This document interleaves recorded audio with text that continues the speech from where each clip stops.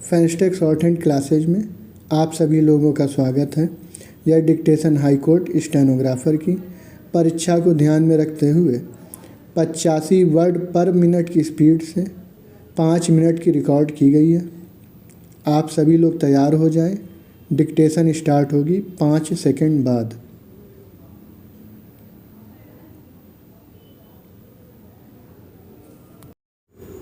BNS ने आपराधिक जिम्मेदारी की न्यूनतम आयु पर IPC के प्रावधानों को बरकरार रखा है।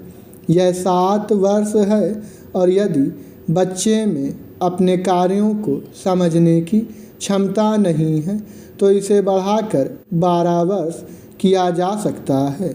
यह अनुशंसित अंतर्राष्ट्रीय मानकों और कई अन्य देशों में प्रचलित अभ्यास से कम है। उदाहरण के लिए जर्मनी और स्कॉटलैंड ने क्रमशः 14 और 12 वर्ष की आयु निर्धारित की है, जबकि इंग्लैंड और वेल्स ने इसे 10 वर्ष निर्धारित किया है। BNS बच्चों के खिलाफ विभिन्न अपराधों के लिए अलग अलग आयु सीमा प्रदान करता है।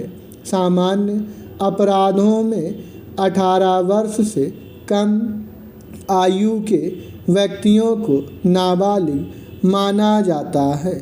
बलात्कार और सामूहिक बलात्कार के लिए दंड अलग अलग आयु वर्गों के आधार पर अलग अलग होते हैं। यह असंगतता यौन अपराधों से बच्चों के संरक्षण अधिनियम 2012 के विपरीत है। यह 18 वर्ष से कम आयु के सभी व्यक्तियों को नाबालिग के रूप में वर्गीकृत करता है। BNS में अपहरण और विदेशी महिलाओं को आयात करने जैसे अपराधों के लिए भी अलग अलग आयु सीमा है, जिससे कानूनी सुरक्षा में संभावित असमानताएं पैदा होती हैं। स्थायी समिति 18 वर्ष से कम आयु के बच्चे की परिभाषा को मानकीकृत करने का सुझाव देती है।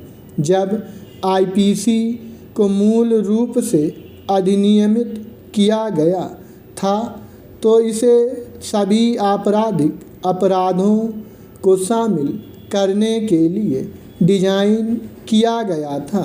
समय के साथ विशिष्ट विषयों और संबंधित अपराधों को संबोधित करने के लिए विशेष कानून पेश किए गए हैं। इनमें से कुछ अपराधों को BNS से हटा दिया गया है। उदाहरण के लिए वजन और माप से संबंधित अपराधों को कानूनी माप विज्ञान अधिनियम 2009 में शामिल किया गया है। इस प्रकार इसे BNS से बाहर रखा गया है। हालांकि कई अपराध ओवरलैप होते रहते हैं।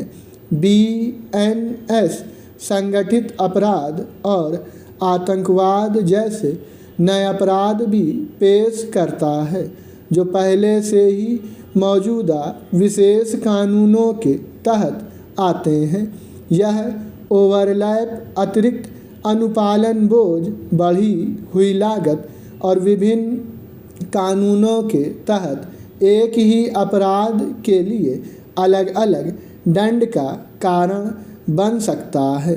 इस तरह के दोहराव को खत्म करने से विनियामक व्यवस्था को सुव्यवस्थित किया जा सकता है और विसंगतियों को दूर किया जा सकता है। पैरा वर्तमान में IPC संगठित अपराध और आतंकवाद को स्पष्ट रूप से संबोधित नहीं करता है।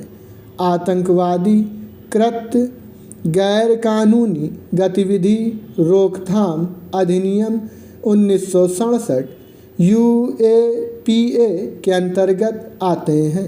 संगठित अपराध को महाराष्ट्र संगठित अपराध नियंत्रण अधिनियम 1999 मकोका जैसे राज्य विशिष्ट कानूनों और कर्नाटक, गुजरात, उत्तर प्रदेश, हरियाणा और राजस्थान जैसे राज्यों में इसी तरह के कानूनों द्वारा संबोधित किया जाता है।